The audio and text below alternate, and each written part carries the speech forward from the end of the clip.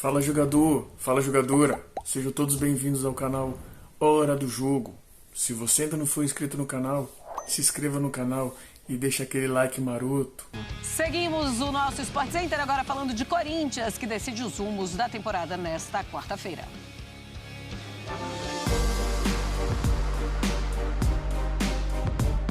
Segunda-feira tensa e cheia de pressões para jogadores, comissão técnica e diretoria do Corinthians. O dia marcou o início de uma semana decisiva que pode manter o Corinthians vivo na disputa por um título na temporada. Além disso, segue a dúvida sobre quem vai ocupar o lugar de William, que deixou o clube na última sexta-feira. Tem também a polêmica envolvendo a fala de Vitor Pereira durante a coletiva de imprensa, após a derrota no Clássico contra o Palmeiras. Eu, nesta fase da minha vida, da minha carreira, ter medo de perder o emprego, sabe quanto dinheiro é que eu tenho no banco, meu amigo? Os atletas treinaram durante a tarde, uma preparação para o duelo contra o Atlético Goianiense pela Copa do Brasil. Mas o clima no clube não é dos melhores. Depois da eliminação na Libertadores e a derrota para o Palmeiras no Brasileirão, a diretoria precisou lidar com a revolta por parte da torcida e também com o fechamento da janela de transferência. O Corinthians deve seguir pelo resto da temporada sem um reforço para o lugar do William, já que as negociações iniciadas não avançaram. As conversas com o atacante Michael, ex-Flamengo, não foram para frente. Já o meia-atacante Bernard, que joga em um clube árabe, desmentiu pelas redes sociais qualquer contato com o clube paulista. E para completar o dia agitado pelo CT Joaquim Grava, a Gaviões da Fiel, maior torcida organizada do clube, reagiu à atual fase da equipe.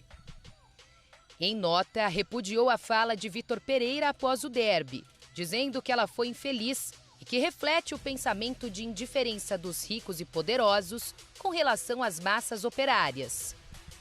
E fez uma cobrança direta aos jogadores, ao dizer que espera que eles honrem a camisa do Corinthians. E que quarta-feira é a última chance de justificarem por que estão no Corinthians ganhando salários tão altos. Tensão para um confronto decisivo em Itaquera. Para avançar direto às semifinais, o Corinthians precisa vencer o Atlético Goianiense por 3 gols de diferença. Ou vencer por 2 gols e tentar a vaga nos pênaltis. Uma grande batalha em casa, que pode acalmar a torcida ou aumentar a pressão sobre o alvinegro.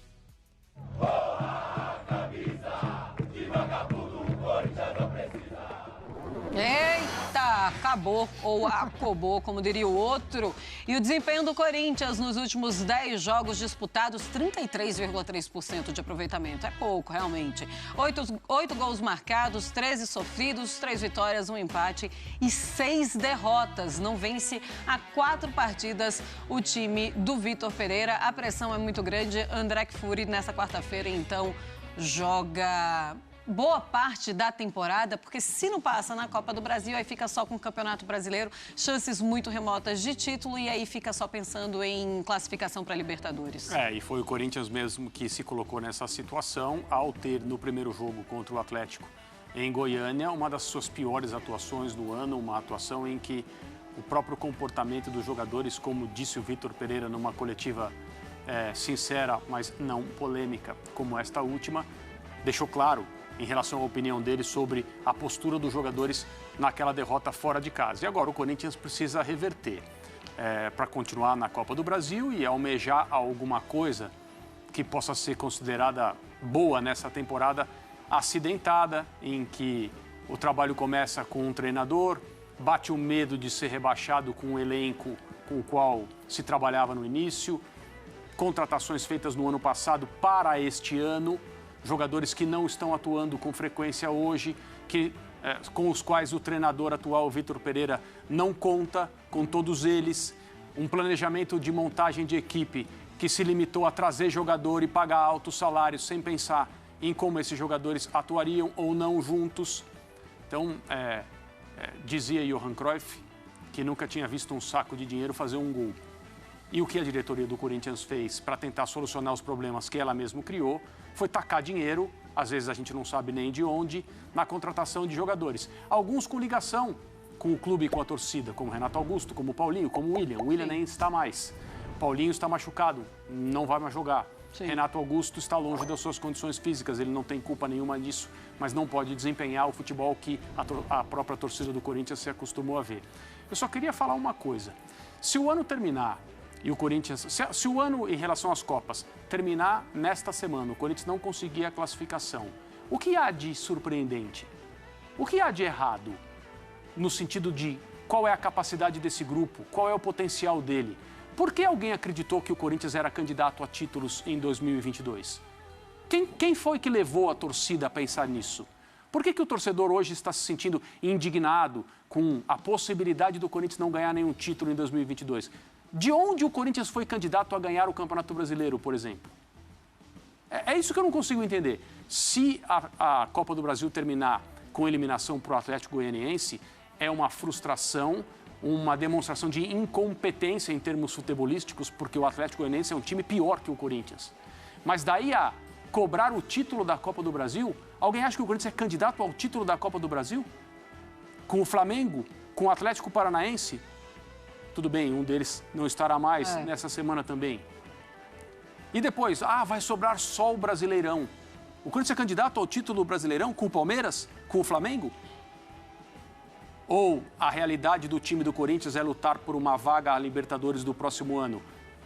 Primeiros quatro colocados? Para se igualar primeiros 6 colocados? Primeiros 5 colocados? Ou essa é a realidade do Corinthians em termos de potencial? A mesma do ano passado. Aliás, o treinador chamado de estagiário conseguiu levar o Corinthians à 4ª colocação.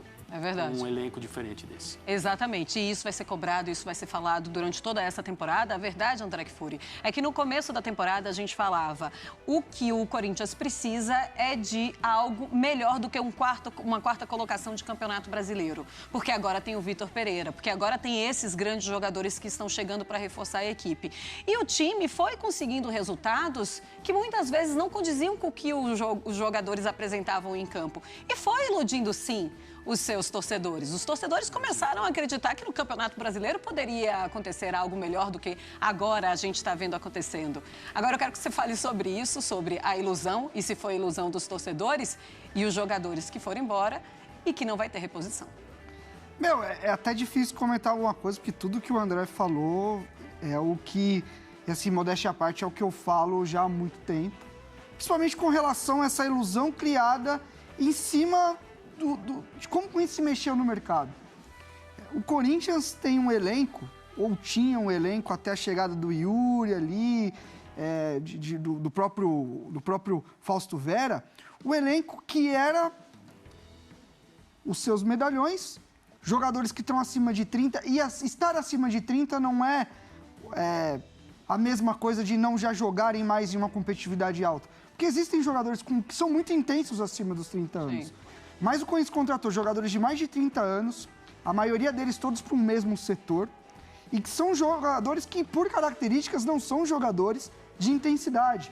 Muitos deles com recorrência de lesões, muitos deles chegaram, por exemplo, sem jogar há muito tempo, como o Juliano e o Renato.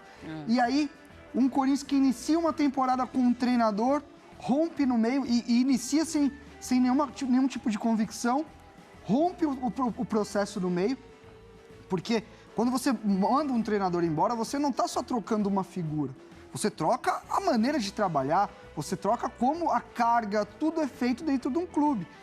E o Corinthians continua tendo um elenco desequilibrado. Com o Vera, com o Yuri, você conseguiu ali, porque assim, quando você tem jogadores jovens em transição, eles são jovens, eles vão correr pra caramba. Esses jogadores, quando a gente fala transição, é que fisicamente eles não estão maturados ainda. São jogadores que... Tem muito jogador que sobe, e eu já presenciei isso trabalhando lá, que é muito qualificado e sobe, e ele faz 6 meses treinando com o time profissional e ele não aguenta o ritmo. Mais que isso, ele passa mal nos treinamentos por conta da carga. A gente está falando de futebol profissional. E do outro lado você tem a parte dos jogadores que já vêm num declínio físico. Por que o Palmeiras corre do jeito que corre? Vocês já viram os principais jogadores do Palmeiras, a idade que eles têm? 28, 26, 27. O que é isso? É o topo de uma carreira de um jogador, a questão física. E aí a gente olha para um Corinthians iludido para quê? A gente tá falando de um time que montou esse elenco agora, trouxe um treinador que praticamente não treinou o time, ele só joga e recupera, só conversa, e até a gente pode até falar da declaração, mas ele tá de saco cheio e realmente o calendário é um negócio que... E agora acha que ia brigar com um Palmeiras que há anos vem se estruturando, um Flamengo que há anos vem se estruturando, um Atlético Paranaense que a gente fala pouco, que a gente pode questionar uma coisa ou outra ali do Petralha, mas como projeto de futebol há anos vem se estruturando e agora o Corinthians achava que ia bater de frente com esses times. Pois é. Aí eu acho muita ilusão e tá muito claro também a parcela da diretoria. A diretoria do Corinthians sabe há algum tempo que o William quer sair. Primeiro ela perde o Mantuan. E eu falei até do cobertor curto. Você traz o 9 que todo mundo precisava e você perde um jogador de lado que estava muito bem. Então, não é coisa que precisa de um substituto. Um forte abraço, até a próxima. Valeu!